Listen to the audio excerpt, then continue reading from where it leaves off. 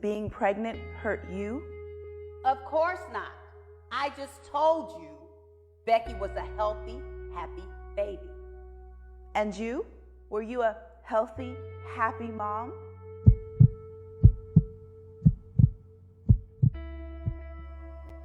How old are you? I would be 30. Would be?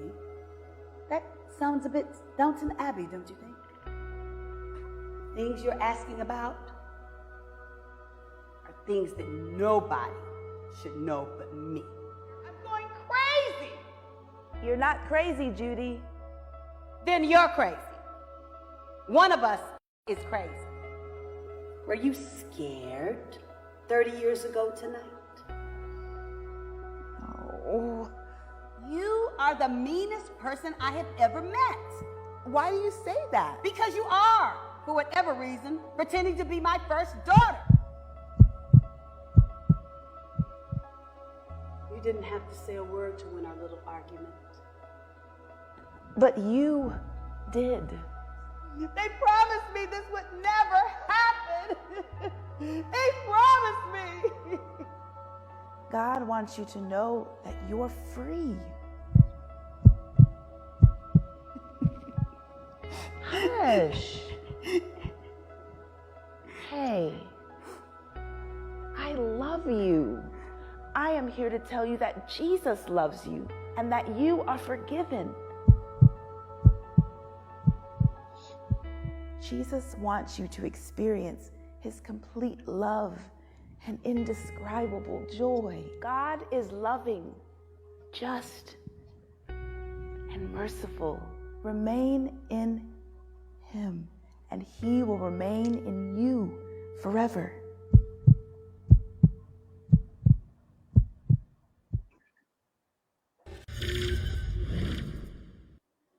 Hello, my name is Karen Barbito, and I'm the Director of Programming for Support After Abortion. What you just saw is a trailer for the play Viable that we're going to be live streaming all day Thursday, beginning at 8 o'clock in the morning, and it goes until Friday morning at 8 o'clock. You don't want to miss watching this play. And who we have on our Facebook Live today is the playwright, the producer and director of it, and two of the leading stars of the play. So without further, well, I'm going to stop it right here. You need to share this Facebook stream with your friends, all of your friends on Facebook right now, because you do not want them to miss this interview or the opportunity to be able to watch this play Viable.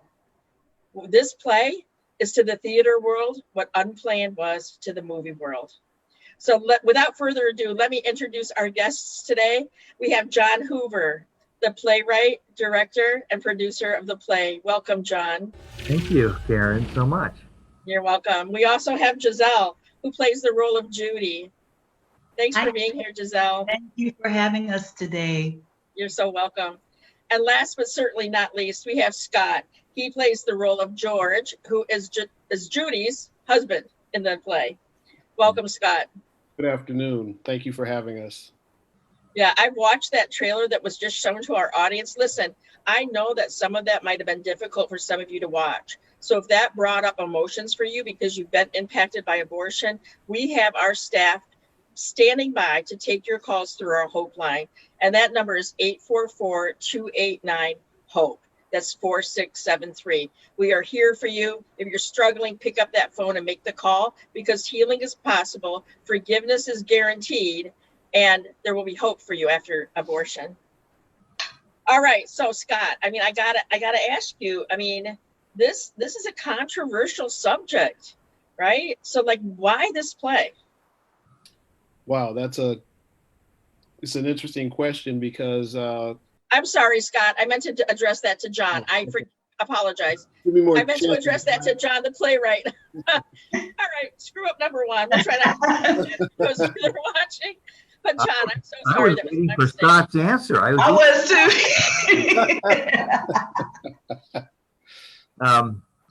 So about 30 years ago, I was active in Chuck Swindoll's evangelical Free Church of Fullerton, California, when I lived out where Scott lives in Southern California. And I attended my first real pro-life symposium. and heard a woman who was an abortionist, former abortionist, speak. She was a physician from somewhere in the Middle East, and she described how in the early days, I'll try to make this as concise as possible, in the early days of after R.V. Wade, the abortion industry was just starting to take off. And there were way too many, in their estimation, litigations going on because babies were being born despite the efforts to abort them or kill them. And there were a lot of developmentally challenged, physically challenged children as a result of these botched abortion attempts. So the medical community developed a set of practices that you might have seen if you saw the movie Gosnell, to ensure that the fetus was dead before it was extracted, dismembered and extracted. And when that happened, and she was trained in these techniques to do things, and I don't know how graphic you want to be, but do some things that are quite horrific, to dismember and extract the fetuses from the womb, she suddenly, the scales came from her off of her eyes, and she was converted to Christianity and saw the totality of what, and the brutality of what she was doing. So hearing this woman speak, it occurred to me, and of course it didn't occur to me, but God pointed out to me, that if women knew the truth about what was about to happen to their children, they might make a different decision. They might make a different choice. And so that notion, like so many notions that I have in the writing, the book publishing and other types of writing that I do, just went into the file and incubated for 30 years, literally. And I was working with a small startup Christian production company in Manhattan, where I lived for 13 years, and I was active in Times Square Church up there. It was called Good News Theatrics, and they wanted a very low-cost play that they could start off Broadway that was a Christian production.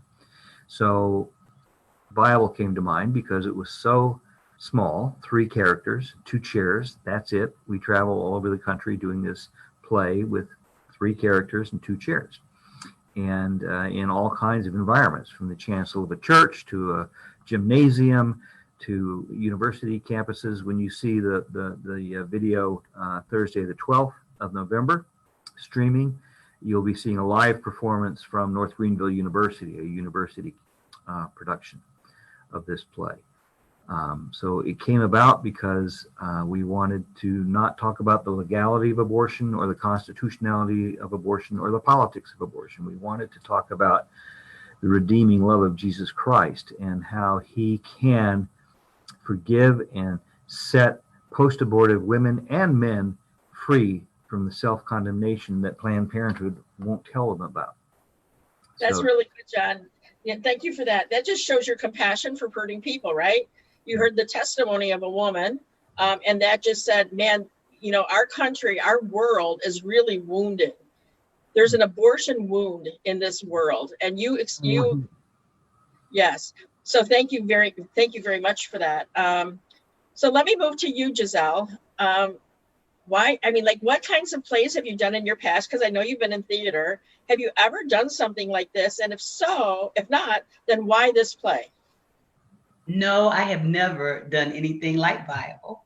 I've done several other different types of productions. I've done dramas and musicals, but I've never done anything like Bible. And to be honest with you about Bible, I was really led to do this show. And I shared with John when I even came to do the show and I ended up being chosen for this character that I wasn't going to audition for this part. And I wasn't going to. And I was just really, truly led in the spirit that, listen, you're going to audition for this part. You're going to do this. And this is what I have for you to do. And that's really the truth about how I came into this. And the rest is history. Well, so was there any, so we were affiliated with the movie Unplanned. They asked us to be that resource for people who watched the movie and then, you know, their abortion experience came to the surface and they wanted to reach out for help. Mm-hmm. And so the primary actress said that there was so much pushback that she was threatened that if she did this movie that she would never work in Hollywood again. Did you experience, is there similarities to the theater world? And was there any pushback or anybody suggesting that this could ruin your career? Well, I mean, I really felt the opposite. I really felt like this was going to propel me to the next level with the things that I wanted to do theatrically and in television and motion pictures and things of that nature. Because I believe, you know, we're walking ministry. It doesn't matter what your career is or what you do. You're ministering some way, somehow to somebody. And so I really believe this was a call for a time for me to step forward in this and doing. And in fact, I've had other productions that I could do and was going to do. And John was like, you know, you need to go ahead. And I'm like, no, I'm not feeling that. I feel like my focus needs to be here. And this is where I need to focus and put my energy and do this because of the importance of what we're talking about and the healing that will come forth in so many areas for people. Yeah. Production. Yeah, we didn't discuss this ahead of time, but I've been personally impacted by abortion, and that's why I sit in this seat. And if you think about it, just given that 1 in 4 women by the time they're 35 will have an abortion, and there's a men in that picture, and there's family members, we've probably all been impacted by someone's abortion, even if it wasn't ourselves. So I would think that would have been a draw as well. I can relate to you though, Giselle, because God has told me I'm doing things that I say I'm never doing. So and I end up doing them. The very first time I shared my abortion testimony was just like that. I was at a networking meeting and the speaker canceled at the last minute. And the woman that runs it said, Karen, you talk. And I said, what am I going to talk about? And she said, I don't care. And so I went in the corner and I said, God, what am I going to talk about? And he goes, you're going to tell your story. Mm-hmm. I said, no, I'm not. I'm not telling that. I'd always had abortion in my testimony like that, like abortion, substance abuse, drug addiction, alcohol, but I never told the story.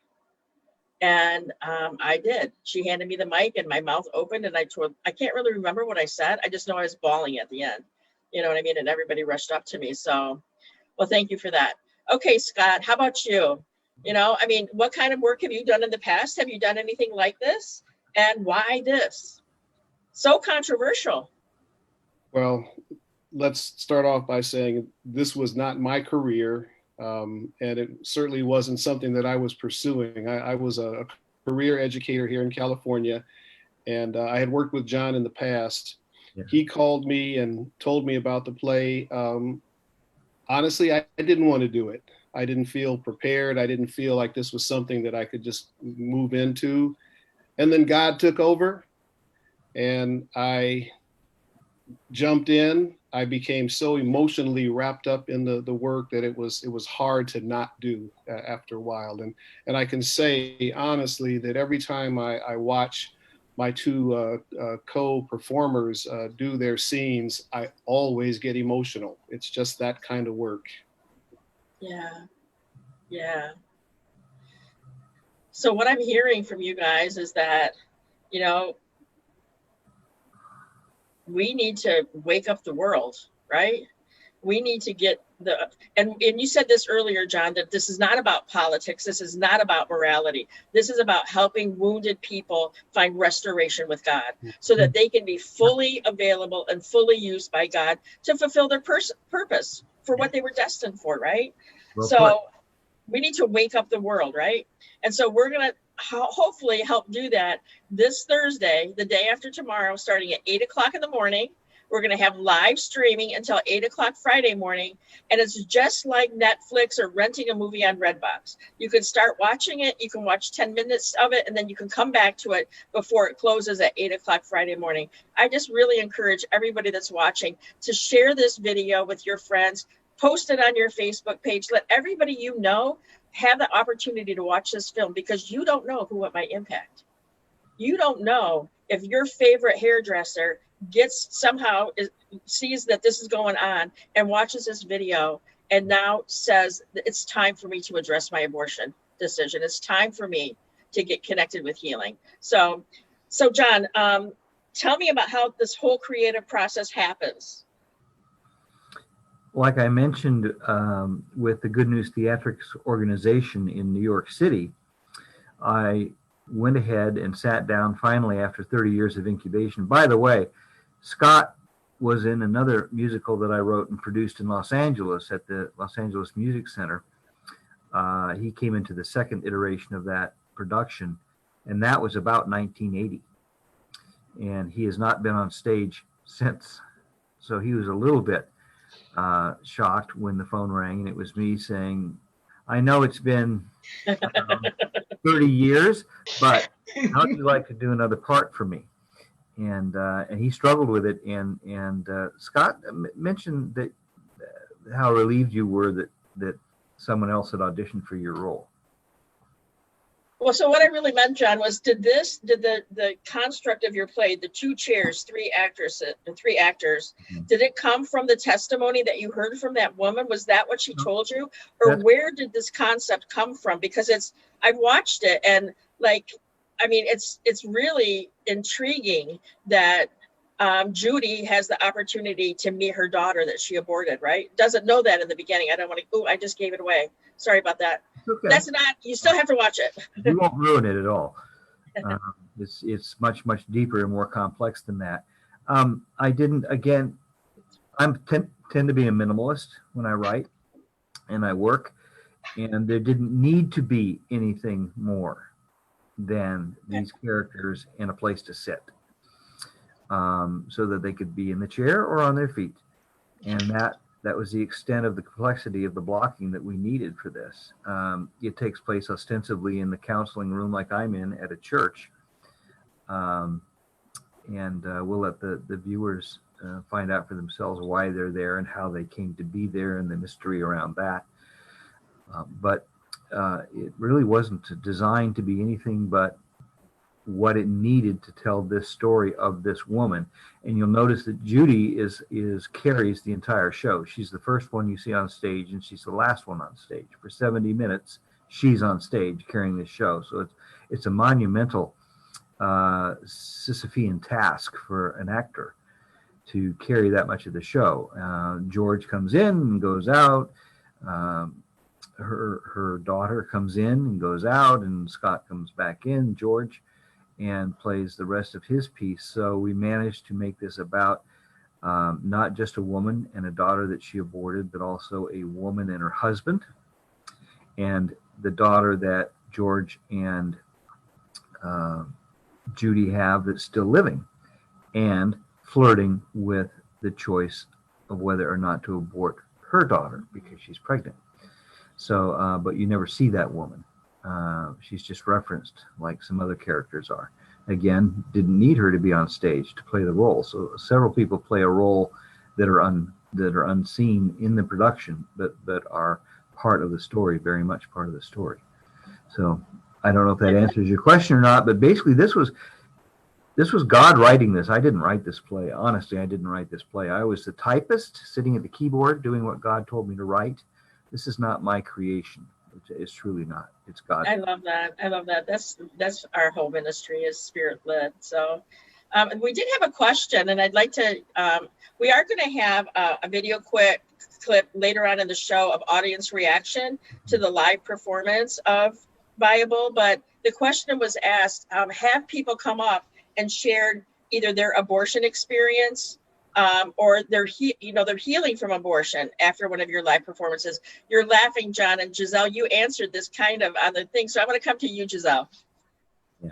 We've had, even after the first performance, we've had several people come up afterwards.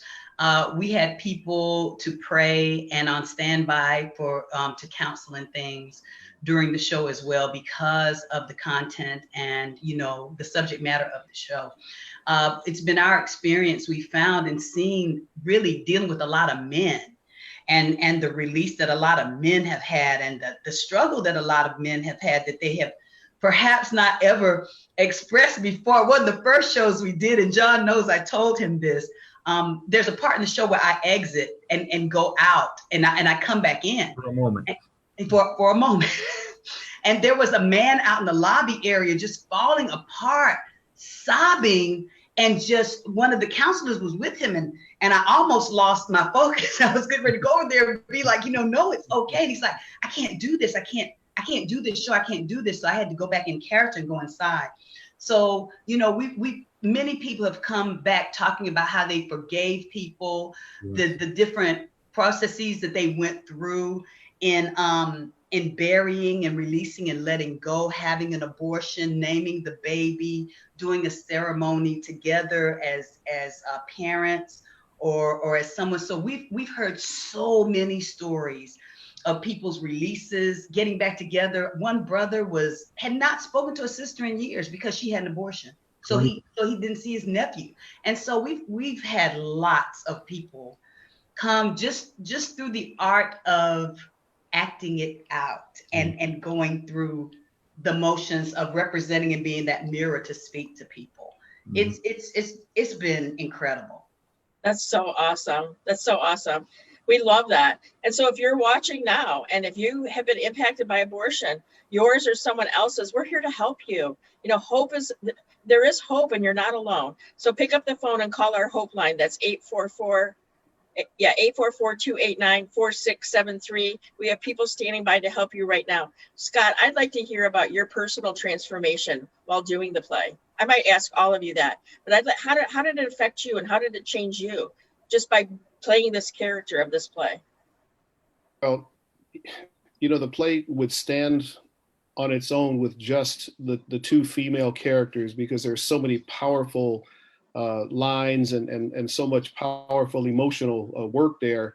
But John did such a great job of bringing the dimension of the man's experience. And, you know, from my own personal experience, there was a connection there that was undeniable.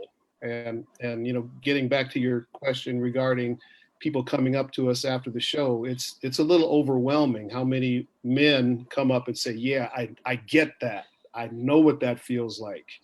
So it's been an experience over and over again of just reinforcing how powerful it is for the man's perspective to be brought out in this work. Yeah, that's really awesome. We do have a question, so I'm going to ask this of you, John. Why is it so important to humanize the abortion issue? And what I mean by that is like taking politics out of it, taking morality out of it. You know, here's a person, you know, it's not easy to make the decision to abort, right? In the moment of panic and unclear thinking, at least for me, that's how it was. I just knew that I could do nothing else but abort, right? And so let's humanize that issue. Let's show compassion for that person that's in that crisis situation, but also help them to heal afterwards. So if that clarifies the question, why is it so important to humanize? Because Planned Parenthood and the abortion industry deliberately objectifies the human fetus. They tell us it's not human, that it's just a mass of cells. They even get meaner in their description, calling the fetus a parasite. If they get into the conversation that deeply. But it's, as you saw in the movie Unplanned, Abby Johnson said, no timeshare salesman had anything on me, because they make it sound like it's not a baby. It doesn't feel pain. You have nothing to regret, nothing to be worried about. You will not suffer psychologically afterwards, all of which we know is the opposite. I mean, that's gaslighting at its worst. Women suffer a lifetime, as Judy says in the play. They suffer. What woman has not suffered a lifetime after a miscarriage or a stillbirth? And yet Planned Parenthood would have you believe that a woman will not suffer emotionally and psychologically after aborting her own child. Right. And we know they do. I mean, organizations like Rachel's Vineyard and so many others, the Forgiven and Set Free program, make it very clear and are based on the British Journal of Psychology did a research study that suggested that 81%, let me phrase that differently, post-abortive women are 81% more likely to suffer serious emotional disorders than women who have never experienced abortion. Yeah. So it's a very real thing, and you're in that business, so you know what we're talking about. Let me interrupt you, John, because you made a really great point. It is a baby, right? We need to bring dignity to that life, however short-lived it was. And that's really the culmination of the healing process, is to bring dignity, to have that celebration of life service, to name that child, if you want to do that. So that's really important. I do have another question that I want to go back to. And I'm not really sure if someone other than you, John, I'm trying to give everybody equal time here, but you may be the only one to answer this. If not, then I would ask Scott, maybe you could weigh in. So I think I asked this before, but where did the content for the experience and dialogue come from? Did you interview people? Was there really a mother that was in denial about her abortion? Like, how did that, was that just download from God, or like a Holy Spirit download, or? Well, after I left Disney, I worked for Disney for 10 years in Southern California, and I became, believe it or not, a marriage and family therapist after that. So I worked with a lot of women who were suffering from post-abortion traumatic stress. In fact, our DSM-5 Diagnostic Statistical Manual for psychologists had a character, a syndrome named for that, post-abortive stress, because it was so pervasive.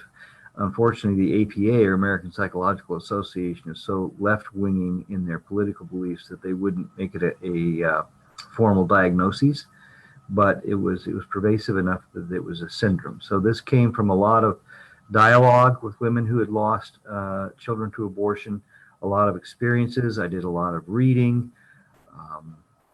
And as Judy, one of her classic lines that summarizes the theses of the whole play is, and you'll see this when you watch on Thursday, without the truth, as in John chapter 8, verse 32, without the truth and only the lie that you're being told, women have no choice. Pro-choice, there is no choice. There's only a lie, unless you have truth to choose from, as well as the mendacity. Yeah, thank you for that. We do have a bit, it's not a trailer, but we do have a video of people that have come out of after seeing the play and some of the reactions. So we're going to set that up for you. We're going to mute ourselves while the audience is able to watch that. And then we're going to come back and we're going to talk about some of those reactions that they had. But then I really want to talk about the healing opportunities for people that have been impacted by abortion. In the play, Judy has her daughter comes to her, doesn't know it's her daughter in the beginning, but it's her aborted child 30 years later. And Judy's reaction is much different than mine would be today, right? I would give anything to have my aborted daughter come to me and visit me, because I'm in a place of healing. I mean, I got goosebumps all over me just saying that, because I come from a place of healing and continually healing. So we want to make sure that the people that are watching and your friends that you're going to be sharing this with, and the ripple effect of how this goes out far and wide, that people that are struggling can find hope and healing, because it doesn't have to be the way that it is right now. I can promise you it will not be the same if you go through a healing program, whether it's Project Rachel or Rachel's Vineyard or one of the resources that many ministries have out there. Go through it with somebody that can facilitate and be with you, so that you can work through your emotions, so that you can grieve that loss, and so you can find closure. So Santi, if we can go ahead and show that trailer, we will all mute ourselves and we'll come back and talk about it in just a few minutes.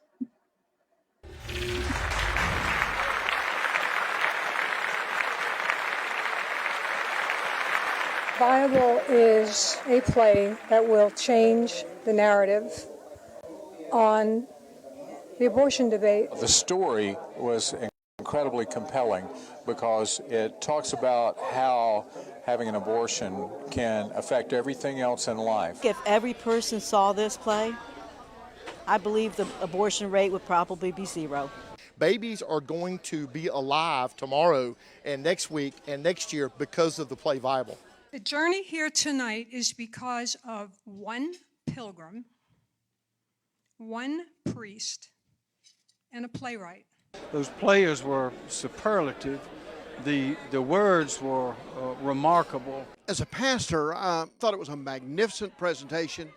It's a tool that can be used greatly in a lot of different venues, a lot of different places to get the truth out. The actors all portrayed it very realistically. Very moving performance, and to raise awareness of what the actual effect of an abortion is. This is something that needs to go worldwide quick and in a hurry. Very good job, well done. It was amazing, okay? It was amazing. So from what I understand, the audience's reaction is very typical to the audience reaction to the movie Unplanned. So I'm going to say it one more time. My boss said it best. That's the CEO of Support After Abortion, Lisa Rowe. This play is to the theater world as the movie Unplanned was to movies. So we expect a really profound impact for this play. Let's talk about healing. Oh, wait. I have a question that just came up. How does Giselle keep every one of her performances so fresh, particularly since it's so emotional? That's a great question. They read her mind. It's a process from a standpoint of what I do when I prepare, when we get ready to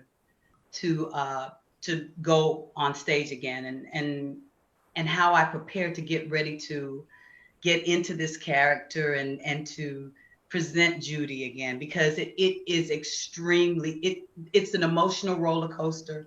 There are a lot of emotions that are very strong, very, very heavy, some of them very negative. One of the people I saw at the show said, "I know you are worn out. You are so tired." I'm like, okay.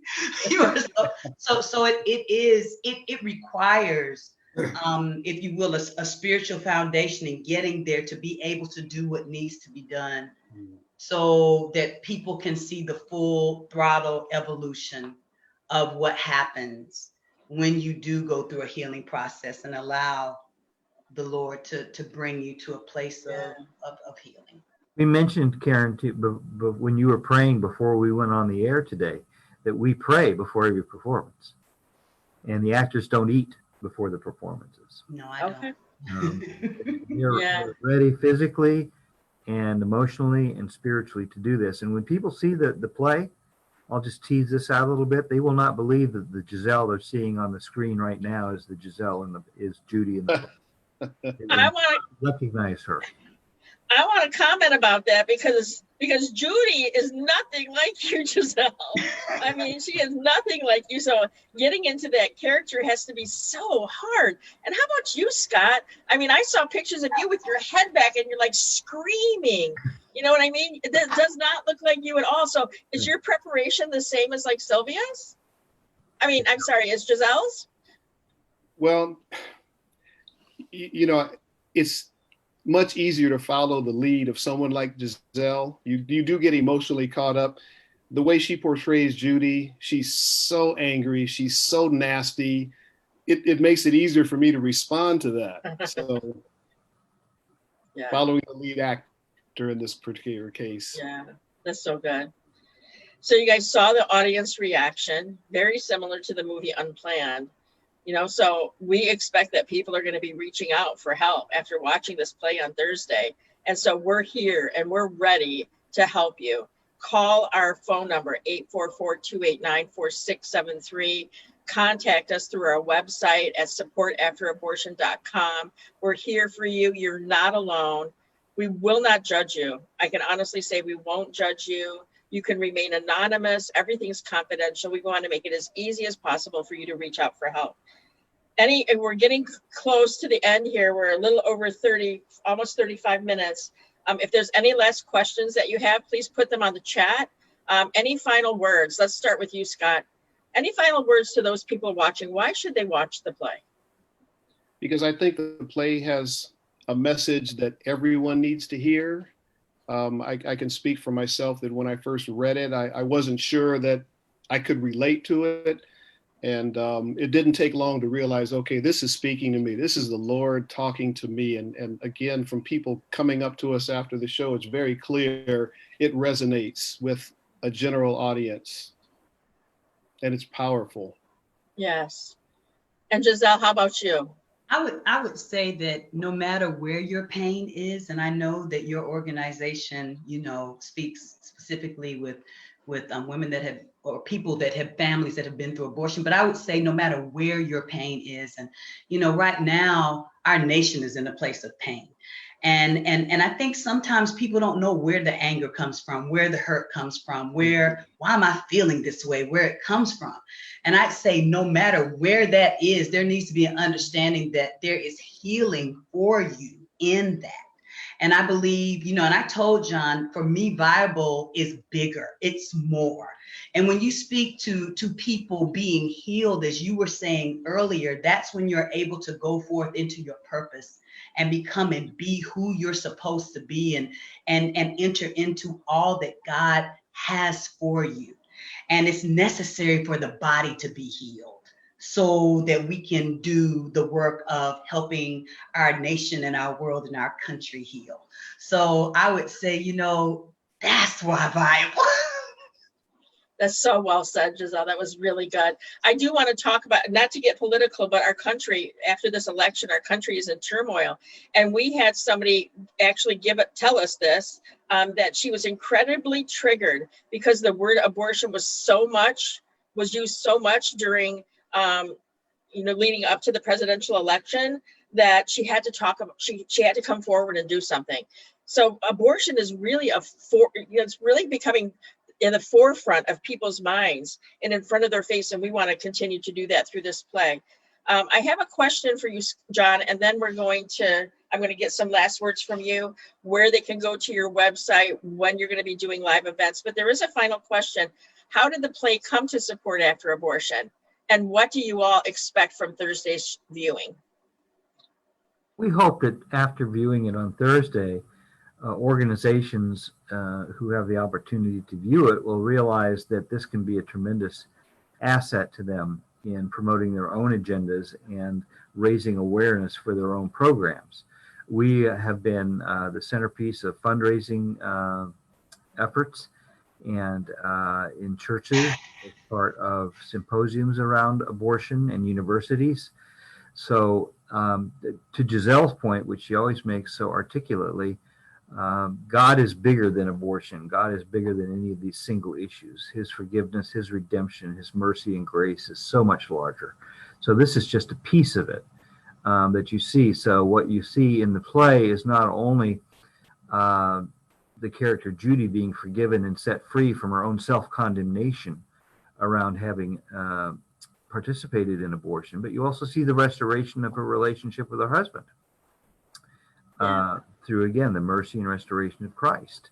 Yeah. So it's about Christ, it's about his forgiveness, it's about his mercy and becoming sanctified.